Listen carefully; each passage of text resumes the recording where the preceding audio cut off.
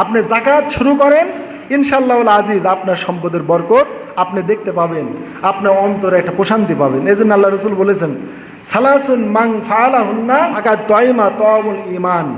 তিনটা আমল যে করবে সে ঈমানের স্বাদ চাখতে পারবে। একটা হচ্ছে যে ব্যক্তি ওয়াতা যাকাতা মালিহি তাইয়িবাতুন বিহা নাফসাহু, যে ব্যক্তি খুশি খুশি অন্তরের অন্তঃস্থল থেকে খুশি মনে যাকাত প্রদান করেছে। অতএব আপনি যদি যাকাত অন্তরের অন্তঃস্থল থেকে যদি বের করতে পারেন, গরিবকে দিতে পারেন, আপনি ঈমানের স্বাদ চাখতে পারবেন। অন্য হাদিস আল্লাহ রাসূল সাল্লাল্লাহু আলাইহি ওয়াসাল্লাম বলেছেন, তিনটি আমল যদি কেউ না করে তাহলে ইসলামে তার কোনো অংশ নাই। এটা আমি কসম করে বলছি। একটা হচ্ছে আসিয়াম ওয়াস সালাহ ওয়াজ যাকাত, নামাজ রোজা জাকাত যে দেয় ইসলামে তার অংশ আছে, আর যে দেয় না তার ইসলামে কোনো অংশ নাই। অন্য হাদিস আল্লাহ রাসূল বলেন, কিয়ামতের দিন প্রথম তিন ব্যক্তিকে যে জাহান্নামে দেওয়া হবে, মানে জাহান্নামের আগুন জ্বালানো হবে, ওই তিন ব্যক্তিকে দিয়ে, তার মধ্যে একটা হচ্ছে ফাল আমির ও মুসাল্লিতু, স্বৈরাচারী শাসক। 2 নম্বরে ওয়াজু সারওয়াত মিন মাল, ওই সম্পদওয়ালা লা ইউদ্দি হাক্কাল্লাহ ফি মালিহি, যে ব্যক্তি তার সম্পদে আল্লাহর হক আদায় করে না। এবার বুঝেন, আমি বলেছি যাকাতটা গরিবের হক না, যাকাতটা মূলত আল্লাহর হক।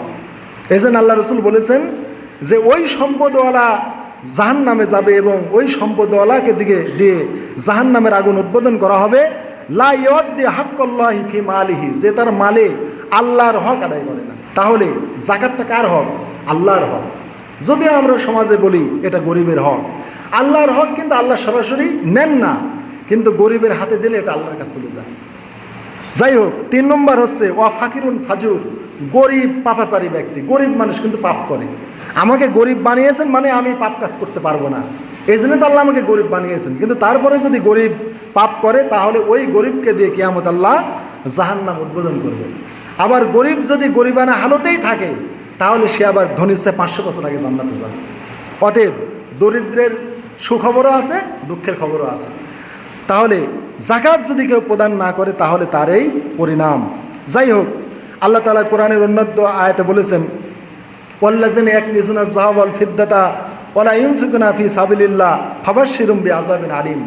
যারা যাকাত আদায় করবে না তাদেরকে কিয়ামতের দিন এই যাকাতের মালটা ইয়াউমা ইহুম আলাইহা ফি নারে জাহান্নাম, জাহান্নামের আগুনে ওটা উত্তপ্ত করে ফাতুকা বিয়া জিবাহুম, তাদের মুখমণ্ডলে ওটা দিয়ে ছ্যাঁক দেওয়া হবে। ওয়া জুনুবুম, তাদের পার্শ্বে ছ্যাঁক দেওয়া হবে। ওয়া জুহুরুম, তাদের পিঠে ওই সম্পদ দিয়ে ছ্যাঁক দেওয়া হবে। হাজামা কানাস্তুম লিআনফুসিকুম, আর তাদেরকে বলা হবে তুমি যে দুনিয়াতে সম্পদ মজুদ করেছিলে এটাই তোমার সেই সম্পদ।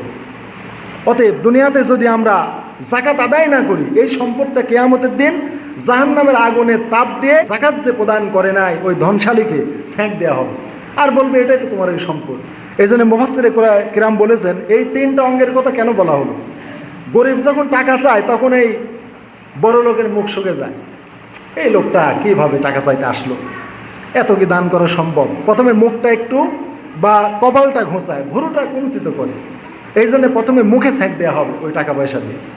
তারপরে কি করে, অজনুবুম পার্শ্বে, তারপরে ওই গরিবকে দেখে পাশ কাটিয়ে চলে যাওয়ার চেষ্টা করে এবং তাকে সামনে পেলে একটু ঘুরে থাকার চেষ্টা করে, মানে পার্শ্ব দেখায়, এজন্য পার্শ্বেও ছ্যাঁক দেওয়া হবে।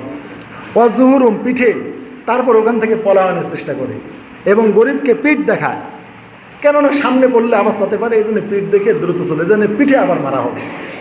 মানে 3 জায়গায় ওই যাকাতের টাকা আমরা যদি দুনিয়াতে না দিই, আমাদের মুখমণ্ডল, পার্শ্বদেশ এবং পিঠ, এই 3 জায়গায় ওই টাকা দিয়ে সিল মারা হবে, ছ্যাঁক দেওয়া হবে এবং বলা হবে এটাই তোমার সেই সম্পদ।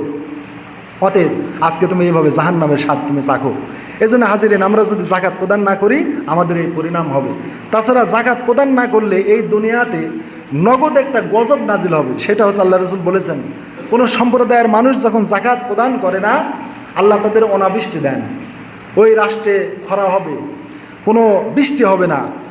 আল্লাহ যদি ওই রাষ্ট্রে কোনো পশু পাখি ফল ফলাদি না থাকতো আল্লাহ ওই রাষ্ট্রে বৃষ্টি মোটেও দিতেন না। অতএব সত্যি আল্লাহ তাআলা যাকাত প্রদান না করলে আল্লাহ আমভাবে আল্লাহ বৃষ্টি দেন না, কিন্তু পশু পাখি আছে এদের প্রতি রহমত করে আল্লাহ শুধু বৃষ্টি দেন।